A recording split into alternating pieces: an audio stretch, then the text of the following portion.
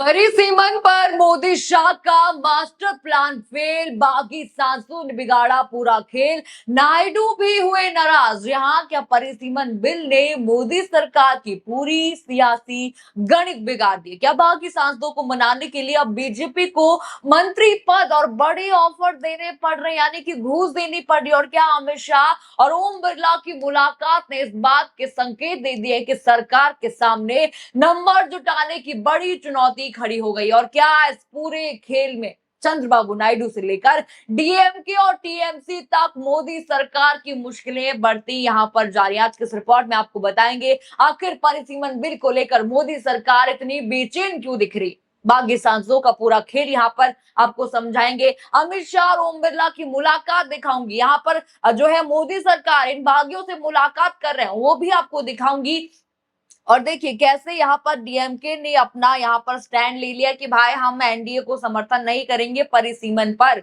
तो सब कुछ आपको इसी वीडियो में दिखाऊंगी, तो वीडियो को आखिर तक आप लोग जरूर यहाँ पर देखिएगा। नमस्कार, मैं हूँ राधा राणा और आप देख रहे हैं प्यार भी। देखिए दोस्तों, परिसीमन बिल मोदी सरकार के लिए अब सिर्फ एक बिल नहीं रह गया, बल्कि ये सरकार के लिए नाक का सवाल बनता दिखाई दे रहा है। क्योंकि मानसून सत्र खत्म होने से ठीक पहले एक तरफ गृह मंत्री अमित शाह की लोकसभा स्पीकर ओम बिरला से मुलाकात की खबर सामने आती है, तो दूसरी तरफ बागी सांसदों को लेकर लगातार सियासी हलचल तेज होती यहां पर दिखाई दे रही है। और सबसे बड़ा सवाल यहां पर यही बन रहा है कि आखिर मोदी सरकार को बागी सांसदों की इतनी जरूरत क्यों पड़ गई है। लेकिन इस पूरे खेल को समझने से पहले हम थोड़ा पीछे जाएंगे, थोड़ा पीछे आपको समझाएंगे क्या क्या हुआ था।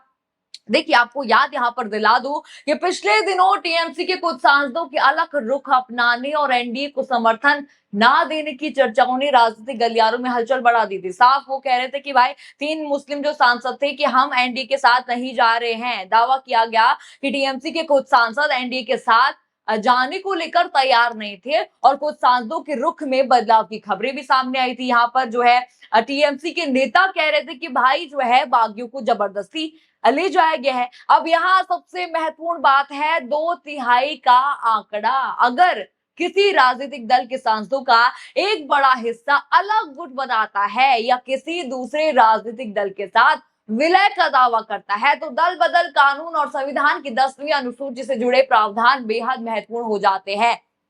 यानी कि देखिए इन पर दल बदल का कानून लगता, मान्यता जाती और क्या होता, इनकी सांस दी जाती और परिसीमन का बिल इनका धरा का धरा रह जाता। अब जरा बड़ी हेडलाइन इसी पर आ रही है, जरा वो भी देखिए स्क्रीन पर। परिसीमन बिल पर मोदी सरकार की बड़ी टेंशन, बागी सांसदों ने बिगाड़ा खेल, क्या नायडू को भी मिला बड़ा झटका? ये एक हेडलाइन बहुत कुछ यहाँ पर कह रही है। अब आगे की पूरी कहानी आप लोग जरा समझिए। जरा वो तस्वीरें आप मुलाकात की देख लीजिए, ये वही तस्वीरें हैं जिन्होंने सियासी गलियारों में चर्चा का विषय बनी हुई है। मीटिंग की तस्वीरें आप देख सकते हैं कि इसमें जो है उद्धव ठाकरे के 6 बागी सांसद आपको दिख रहे होंगे, टीएमसी के 20 बागी सांसद भी आपको मौजूद यहाँ पर दिख रहे होंगे। खास बात यहाँ पर यह है कि इसमें गृह मंत्री अमित शाह गायब हैं। वो हर बार की तरह देखिए सदन में तो आ नहीं रही हैं, अब मीटिंग में भी नहीं आ रहे। वहीं दूसरी तरफ आप देख सकते हैं वो 3 मुस्लिम सांसद भी हैं जो कल तक नाराज चल रहे थे, आज भाई मीटिंग में आ गए।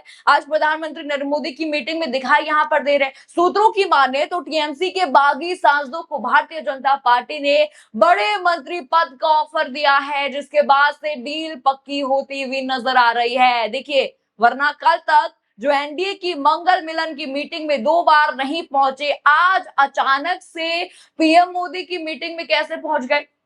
आप समझ सकते हैं क्या यहाँ पर हो रहा है। यानी कि घूस दी जा रही है इन बागियों को कि भाई रहिए, आपको हम जो है मंत्री पद देंगे। अब देखिए सवाल उठ रहा है कि आखिर सरकार को इन सांसदों को अपने साथ बनाए रखने की इतनी जरूरत क्यों बढ़ गई है? इसकी वजह है परिसीमन बिल, गणित यहीं पर छिपा हुआ है। अब देखिए यहीं पर दूसरी तरफ भी आपको लिए चलती हूँ। बिरला से मुलाकात मैंने आपको कहा था, इसी बीच जो है गृह मंत्री अमित शाह की लोकसभा स्पीकर ओम बिरला से मुलाकात भी सामने आई। जरा तस्वीर स्क्रीन पर देखिए। और दोस्तों ये मुलाकात इसलिए भी अहम मानी जा रही क्योंकि संसद में किसी भी संवेदनशील राजनीतिक मामले में स्पीकर की भूमिका बेहद ही महत्वपूर्ण होती है। अब देखिए इस मीटिंग से सवाल उठ रहा है कि क्या सरकार बागी सांसदों की स्थिति को लेकर स्पीकर के स्तर पर कोई रणनीति बना रही है? हालांकि देखिए, इस मुलाकात के आधिकारिक एजेंडे को लेकर कोई जानकारी भले ही सामने नहीं आई है, लेकिन इसे कहा जा रहा है कि देखिए, परिसीमन की चर्चा हो सकती है, अमित शाह के बयान की चर्चा हो सकती है, बहुत कुछ यहां पर हो सकता है। अब आते हैं चंद्रबाबू नायडू पर। नाराज चल रहे हैं भाजपा से भी, अपनी जो है सत्ता बचाने के चक्कर में चंद्रबाबू नायडू हैं। कैसे हैं देखिए, परिसीमन का मुद्दा दक्षिण भारत राज्यों के लिए बेहद ही संवेदनशील माना जाता है, क्योंकि लंबे समय से दक्षिण के कई राज्यों की तरफ से ये चिंता जताई जाती रही है कि अगर आबादी के आधार पर लोकसभा सीटों का पुनर्वितरण होता है, तो जिन राज्यों से जनसंख्या नियंत्रण में बेहतर प्रदर्शन किया है, उनके राजनीतिक प्रतिनिधित्व पर असर पड़ सकता है। ये यहाँ पर हो सकता है, और यहीं से चंद्रबाबू नायडू की भूमिका महत्वपूर्ण हो जाती है। आंध्र प्रदेश की राजनीति में परिसीमन का सवाल छोटा मुद्दा नहीं है, बहुत बड़ा मुद्दा है ये। ऐसे में अगर केंद्र सरकार इस बिल को आगे बढ़ाना चाहती है, तो उसे सिर्फ अपने सांसदों का समर्थन नहीं चाहिए, नायडू का भी समर्थन चाहिए, सहयोगी दलों को भी साथ रखना यहाँ पर इनको करना पड़ेगा। क्योंकि अब देखिए, चंद्रबाबू नायडू नाराज पहले से चल रहे हैं, भले ही जो है यहाँ पर मिलने गए हो, मोदी सरकार वहां से मिलने गई हो, लेकिन अब भी यहाँ पर सवाल उठता है कि क्या चंद्रबाबू नायडू इस मुद्दे पर सरकार के साथ पूरी तरह से खड़े यहाँ पर होंगे। क्योंकि अगर सहयोगी दलों के भीतर ही असहमति बढ़ती है, तो सरकार के लिए संसद में संख्या जुटाना मुश्किल या कहो तो नामुमकिन हो जाएगा। क्योंकि हर तरफ से खबरें आ रही हैं, डीएमके ने भी पक्ष अपना क्लियर कर दिया है। मैंने आपको कहा था कि डीएमके की खबर भी यहाँ पर बताऊंगी, तो जरा इंडिया गठबंधन का ये ट्वीट है, ये जरा पढ़ लीजिए। यहाँ पर लिखा है कि ब्रेकिंग न्यूज, बीजेपी को एक बार फिर लगा बड़ा झटका। दरअसल बीजेपी को उम्मीद थी कि तमिलनाडु की डीएमके परिसीमन बिल पर एनडीए का समर्थन करेगी, लेकिन डीएमके ने झटका देते हुए तमिलनाडु के नेता प्रतिपक्ष उदयनिधि स्टालिन ने मीडिया को जवाब देते हुए कहा कि हमने इस बिल का पहले भी विरोध किया है और आगे भी इस बिल का पूरी तरह से विरोध करेंगे। आगे लिखा है कि केंद्र सरकार पुराने मुद्दों को नए मुद्दे की तरह पेश करती है। उदयनिधि स्टालिन के इस जवाब के बाद बीजेपी को उम्मीद से बड़ा झटका लगा है। अब बीजेपी के लिए जो है मुश्किलें खड़ी हो सकती हैं। ट्वीट आप देख चुके हैं, यानी देखिए किस तरह से डीएमके ने स्टैंड यहां पर क्लियर कर दिया कि पहले भी हम समर्थन नहीं करते थे परिसीमन का, अब भी नहीं कर रहे हैं, यानी कि बागियों का झटका लग रहा है। डीएमके ने झटका दे दिया है। यहां पर देखिए, नायडू भी झटका देने की तैयारी में है, क्योंकि यहाँ पर कहा जा रहा है जिस तरह से छात्र आंदोलन चल रहे हैं, उस तरह से आपको पता ही है जेंजी का वहां पर भी बहुत ज्यादा वो है गणित है। अब देखिए, चंद्रबाबू नायडू भी अलग यहाँ पर होते हुए दिख रहे हैं। यानी दोस्तों, एक तरफ आंध्र प्रदेश के चंद्रबाबू नायडू की चिंता है, दूसरी तरफ तमिलनाडु के डीएमके का विरोध है, और तीसरी तरफ विपक्ष यहाँ पर लगातार दबाव बढ़ा। ऐसे में मोदी सरकार के सामने इस बिल को लेकर आना चुनौती यहाँ पर बन गया है। आसान नहीं दिखाई दे रहा है परिसीमन लाना। अब जरा राहुल गांधी का रुख भी आपको बता दूं, नजर यहाँ पर आपको बता दूं क्या यहाँ पर चल रहा है। विपक्ष लगातार मांग कर रहा है कि अगर सरकार को संसद में किसी बड़े मुद्दे पर चर्चा करनी है,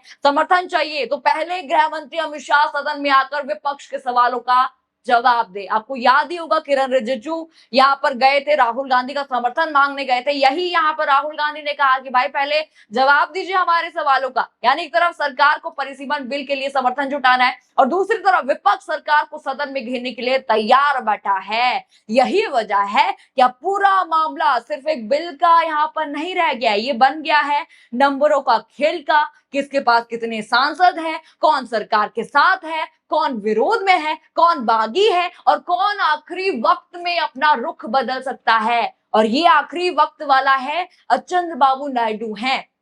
अब देखिए, यही जो है सवाल इस वक्त दिल्ली की राजनीति में सबसे ज्यादा चर्चा में है। लेकिन दोस्तों, यहाँ एक बात बहुत जरूरी है, बागी सांसदों के किसी दूसरे गुट में जाने या विलय को लेकर सिर्फ राजनीतिक घोषणा काफी नहीं होती है, उसकी संवैधानिक और कानूनी स्थिति अलग सवाल है। और यही वजह है कि लोकसभा स्पीकर की भूमिका भी महत्वपूर्ण हो जाती है। अगर किसी सांसद के खिलाफ दल बदल का कानून के तहत मामला आता है तो स्पीकर के सामने उस फैसला लेने का सवाल खड़ा हो सकता है। यानी एक तरफ मोदी सरकार को नंबर यहां पर चाहिए, दूसरी तरफ बागी सांसदों की कानूनी स्थिति पर सवाल है और तीसरी तरफ स्पीकर ओम बिरला की भूमिका, चुनाव आयोग की भूमिका भी कम महत्वपूर्ण यहाँ पर नहीं है, क्योंकि अगर किसी राजनीतिक गुट के अलग होने, विलय का या पार्टी पर दावे का सवाल उठता है तो पार्टी की पहचान, संगठन और चुनाव चिन्ह से जुड़े सवाल भी सामने आएंगे। यानी कि ज्ञानेश कुमार भी सत्ते में आएंगे और ओम बिरला तो सत्ते में आ ही चुके हैं। जिस तरह से मोदी सरकार परिसीमन पर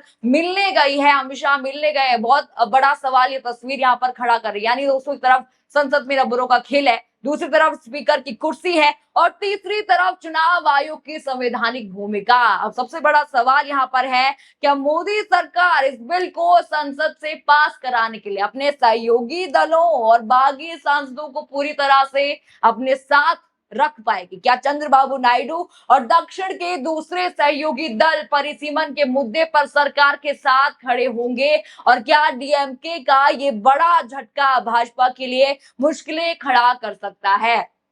आपको क्या लगता है, अगर परिसीमन बिल पर सहयोगी दल यहाँ पर असहमत हो गए तो क्या मोदी सरकार की मुश्किलें बढ़ेंगी? आप अपनी राय हमें कमेंट बॉक्स में जरूर बताइए। खबर आपको पसंद आई हो तो वीडियो को लाइक करें, शेयर करें और चैनल को सब्सक्राइब करना बिल्कुल मत भूलिएगा और बने रहिए पीआरबी के साथ। धन्यवाद।